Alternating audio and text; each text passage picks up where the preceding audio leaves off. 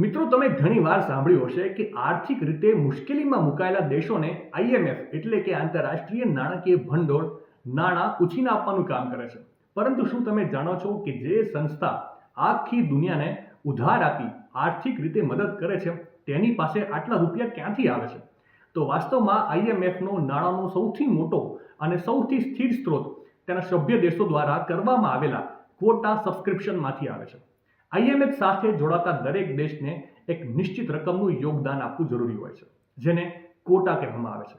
IMF આનો ઉપયોગ કટોકટીગ્રસ્ત દેશોને લોન આપવા માટે કરે છે અને ઘણીવાર એવું પણ બને છે કે વૈશ્વિક નાણાકીય કટોકટી દરમિયાન સભ્ય દેશો આઈએમએફને નિશ્ચિત રકમનું યોગદાન નથી પણ આપી શકતા અને તેવા સમયે આઈએમએફ નાણાકીય રીતે મજબૂત દેશ પાસેથી વધારાનું ભંડોળ ઉધાર લે છે.